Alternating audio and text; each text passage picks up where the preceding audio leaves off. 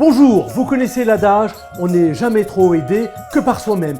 Eh bien aujourd'hui au Tech Center, c'est plus que vrai. Franchement, on se demande même s'il ne faudrait pas mieux être Shiva que simple mortel pour tirer profit du nouveau Microsoft Surface Book 3.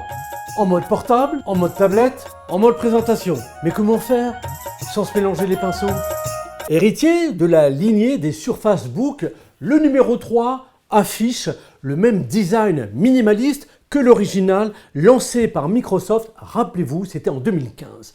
En plus de son look stylé aux courbes soignées et une finition tout en métal anodisé, c'est du magnésium qui est doux au toucher. Eh bien, on retrouve donc avec intérêt son format compact, 31,2 cm de largeur pour 23,2 de hauteur. Et puis, cette ligne épurée, à peine 1,3 cm d'épaisseur une fois ouvert. On retrouve sa charnière avec cette pliure en accordéon si caractéristique. Elle va lui donner toute la flexibilité pour prendre les différentes positions. Son clavier aimanté avec lequel vous pouvez détacher votre écran, vous pouvez retourner votre écran afin de pouvoir bénéficier d'un mode présentation et comme vous vous en rendez compte grâce à un système d'attache particulièrement fiable. Les différentes positions sont possibles grâce à un système d'éjection de la tablette qui fonctionne selon deux façons. La touche spéciale au clavier, la barre des tâches et ce toujours sans que l'écran ne s'éteigne.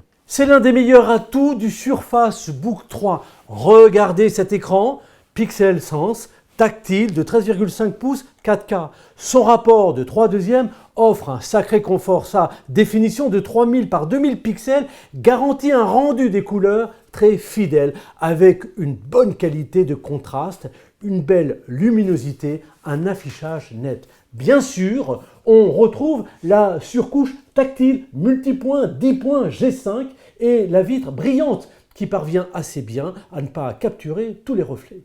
Au-dessus et sur chaque face, eh bien, se loge deux webcams H2 avec deux micros studio longue portée. Ici devant, eh bien, en façade, il s'agit d'une caméra de 5 millions de pixels. L'autre, à l'arrière, vous offre 7,1 millions de pixels. À noter que ces deux caméras permettent d'orienter votre visage, quel que soit l'angle sous lequel eh bien, vous suivez vos réunions virtuelles. Sur les côtés, vous bénéficiez d'haut-parleurs. Il s'agit d'une qualité Dolby Atmos. Eh bien, il diffuse un son précis et profond. Quant au clavier, d'accord, il n'a pas de clavier numérique, mais il reste pour autant simplement sensationnel. Pourquoi? Eh bien, parce qu'il est spacieux, autant qu'un ordinateur portable, il est silencieux et puis il est réactif avec une course de 1,55 mm. Pour les amateurs, il y a toujours l'agréable et réactif touchpad qui permet de naviguer à toute vitesse. Question innovation et performance, eh bien, il faut aller du côté des nouveaux composants et de la nouvelle plateforme technique pour pouvoir apprécier les choix de Microsoft. Sur ce modèle, vous disposez notamment d'un nouveau processeur de calcul à basse fréquence. Il s'agit de l'Intel Core i7 10e génération. Vous disposez de 16 Go de RAM, de 256 Go de capacité de stockage et puis d'une nouvelle carte graphique, c'est la Nvidia GeForce GTX 1660 Ti.